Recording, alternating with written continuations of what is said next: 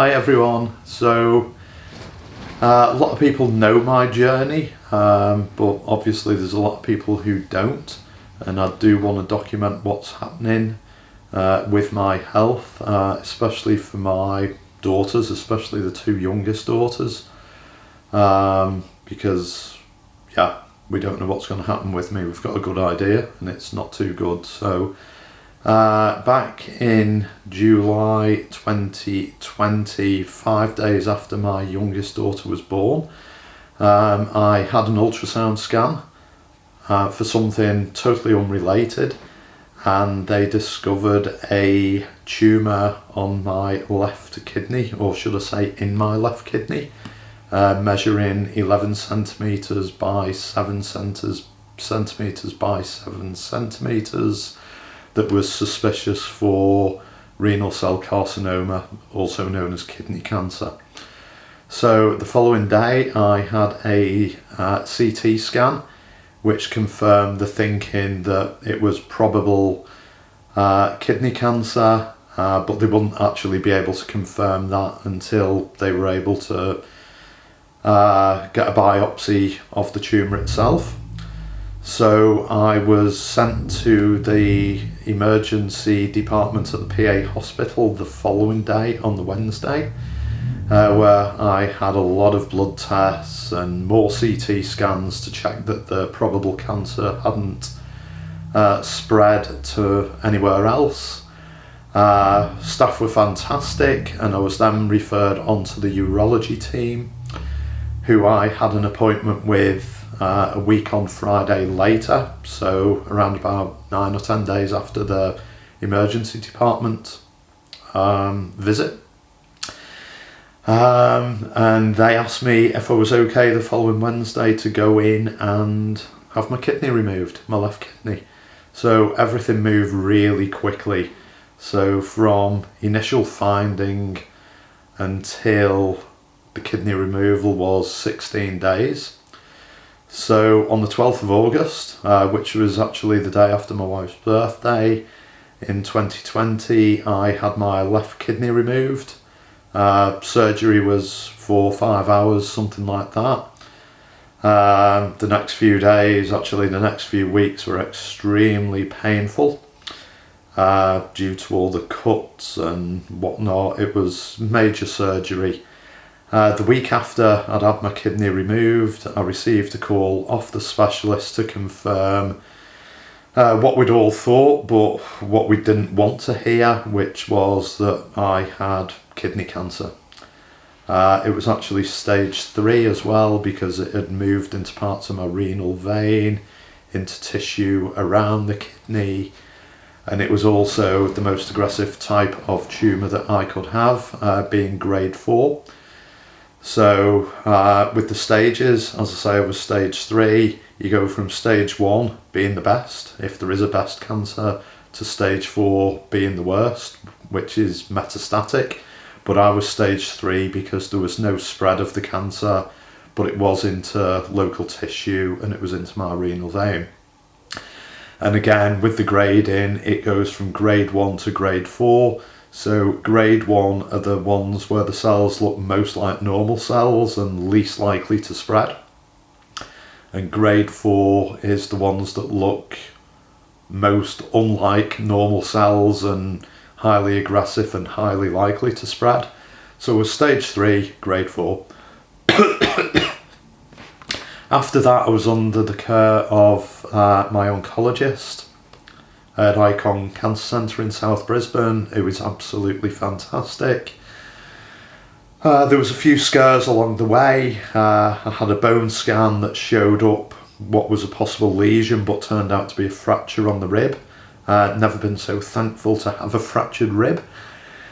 And then 3 monthly scans, which were all clear, which was good. So I went to no evidence of disease or in remission, whichever one you want to call it, both one of the same. However, I had a scan at the PA hospital in January of this year, but due to all the COVID shenanigans and whatnot, They were very late reporting on the scan, and I got a call on the 1st of April from urology advising that there was a lesion on my right lung which was suspicious for metastatic disease, which is basically spread of the kidney cancer. So I've always known that there was a high likelihood it would reappear because there was always a good chance there'd be microscopic cells of the kidney cancer circulating my blood. Now, the PA hospital wanted to wait until May, which would have been, 4-5 months after the initial scan, to undertake another scan to see if it had grown at all. Now, I spoke to my oncologist and he was not keen to wait.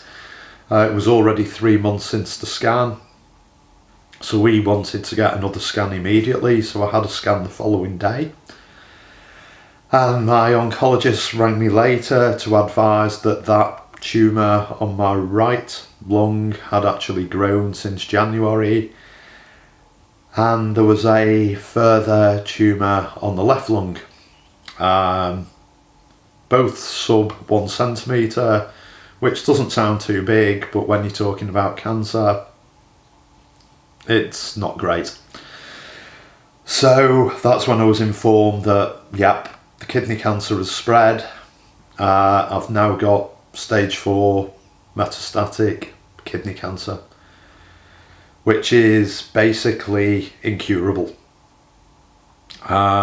Occasionally people do go into no evidence of disease or into remission from stage 4, but it doesn't happen very often, and even when you do, you're not really cured because it's highly likely it's going to pop up. And to be honest, I think we all know now, unless I get hit by a bus, I'm only 48, the cancer's probably gonna kill me. We don't have a time frame yet. If you look at the stats, they're not good. I think with stage 4 kidney cancer, 5-year survival's about 8%, which is a bit grim. I could have 2 years, I guess, could have 5 years. Maybe I've got 10 years, I don't know, but I think we've got to be honest and look at it and think probably 5, hopefully, at least. Don't know, but probably not too long.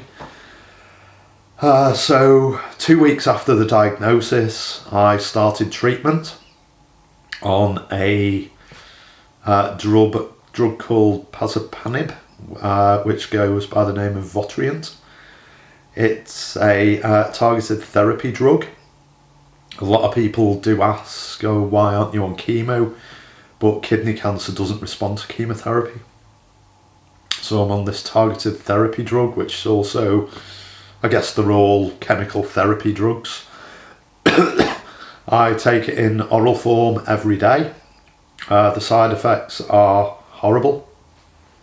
White hair, sores on my feet, sores on my hands, daily nausea, daily vomiting. Thankfully, I dodge the diarrhea. Get it now and again, but not too much of it. The absolute killer is the fatigue. I shouldn't probably say killer. The absolute killer is the cancer, I guess, but fatigue is just unreal. I'm 48 and I feel like I've aged 20 years in the past 2 months. 60 days, 61 days today. I've been taking the treatment. It's hard. It's very hard. Not just on me, it's hard on my beautiful wife, who's amazing. It's hard on my eldest daughter, who's 15 and obviously knows what's going on. It's hard on my younger daughters, who are very nearly 4 and very nearly 2, because Dad's not as active as he used to be. But I try. But I have good days and I have bad days. So the aim of the targeted therapy is to slow the tumour growth down, or hopefully reduce them down, and hopefully stop more tumours popping up. I'll have 3 monthly scans to see how it's going. Excuse me. If the targeted therapy doesn't work, I'll likely move on to immunotherapy, or when the targeted therapy stops working, because it appears that the cancer always outsmarts the drugs and works out how to start growing. Even if the drugs have worked for a while, the treatments work for a while, after a while it stops working and you move on to the next line of treatment, the next line of treatment, combos of treatment, until the cancer gets too much. And yeah, we all know what happens when the cancer gets too much. So one other thing I will talk about, I've had a few people say to me, wow, it's unlucky you had kidney cancer, now you've got lung cancer. I don't have lung cancer. Lung cancer is totally different. I have metastatic kidney cancer with metastatic disease on the lungs. So I have kidney cancer that has spread through my blood system into my lungs, and the cancer cells have started dividing and growing in there, so it's kidney cancer within the lungs.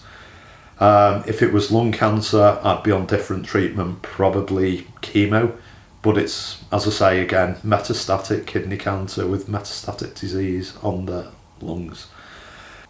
3 weeks ago, my youngest daughter tested positive for COVID, and she was pretty asymptomatic. Nothing really at all. Very, very, very, very mild cold. We all tested negative, the rest of the family, on the day that my youngest tested positive. Then the next day I woke up and I felt terrible, absolutely awful. Did a test again and I was positive. A couple of days later, I thought that my time was up. I've never felt so ill in my life, couldn't breathe properly, just felt terrible. Ended up going to emergency, where I was diagnosed with COVID pneumonia. Now, it was a mild case of pneumonia and it was horrific. So if that was mild, I wouldn't like to see a severe case. Mild was awful. Now, I'm told because of the drugs, obviously, that I take for the cancer, I'm highly immunosuppressed.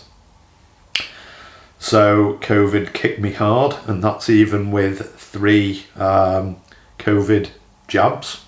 So my first, my second and my booster. 3 lots of COVID jabs, and it hit me hard. I came home, and then 2 days later I was back in hospital again. Because obviously I've only got one kidney now, my right kidney, and my kidney function had taken a massive hit. And I don't know whether anyone knows about kidney function or not, but generally most people's kidney functions are greater than 90. When I first had my left kidney removed, my kidney function dropped, but then it built up as my right kidney started to compensate for the missing left one, and went to the late 80s, sometimes above 90. However, my kidney function had hit just over 50, which was a bit of a worry. But thanks to the doctors and nurses at the QE2 hospital in Brisbane and the IV fluids, they managed to push my kidney function back up. I've been relying upon an inhaler for the past couple of weeks, but the lungs are getting better now. But boy, COVID is real. I know some people don't know how, but some people don't seem to think it's real, but trust me, it's real and it's crap. Made me feel very, very, very ill. Obviously, cancer on the lungs, COVID on the lungs. Not the best mix in the world to have, but yeah, COVID was awful. So, I vomit a lot.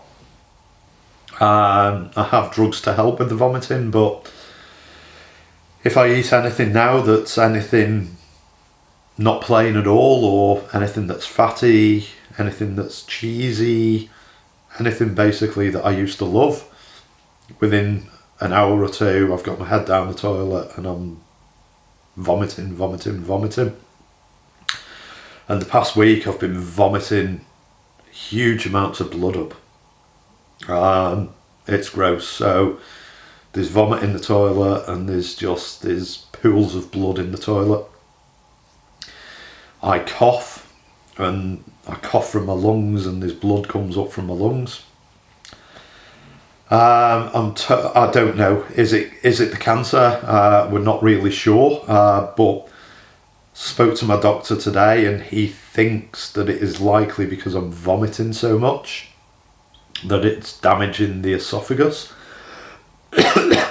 and it's just in the vomit. There's blood. Was a bit concerned today because I vomited like crazy about 5 times, and I don't know how much blood there was, but the toilet was red. So I really need to keep an eye on it, and I promise my wife, and I promise anyone who's interested and cares about me, if it does continue for much longer, I'll flag it with my oncologist. But the hard thing is when you got probably a disease that's incurable, you've got cancer, you don't want to go to hospital, you don't want to go to doctors and whatnot, because you seem to spend that much time at doctor's appointments, at urology appointments, oncology appointments, doing CT scans, having chest x-rays, giving blood, to check that everything's okay. That was another thing. I had because a side effect of my cancer treatment, I had what they call a hypertensive crisis. And at one stage, my blood pressure, most people's normal blood pressure should be about 120/80. And mine went to 210/130, which is like stroke material. But they quickly got me on some antihypertensives and got it back down. But it is still up and down. Excuse me.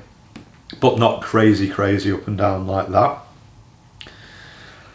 So yeah, tiredness, blisters, vomiting, nausea, hypertension, a dog that barks all the time. Yeah, there's just so much, and I guess there's more to come. And the treatment, I feel worse since I've been on the treatment than before the treatment. But I guess if I didn't take the treatment, likelihood is I'd probably be dead in a year. And with a wife, with 3 children, I don't want to be gone in a year. I want to get as many years as I can, and like I say, if that's 2 years, 5 years, 10 years, I think I'm pushing it with 10 years, but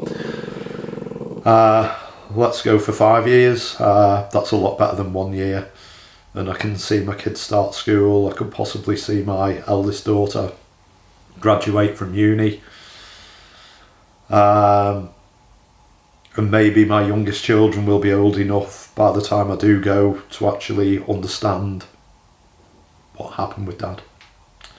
Anyway, before I get upset, I'll bring my wife over now, and she will say hello. So yeah, here's my wife, just so you can see the person who keeps me going. It's hard on Peg Young. It's really hard on her. Yeah. But she's good. Couldn't wish for a better wife. Couldn't wish for a better mother for my girls. I love her so much. I really do, and I just hope I can be here for a few more years with her.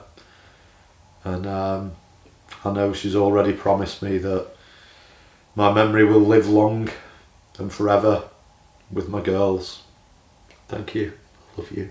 We are proud of you. Thank you. Thanks for doing this for us. Thank you. I love you. Thanks everyone. Thank you. Till next time.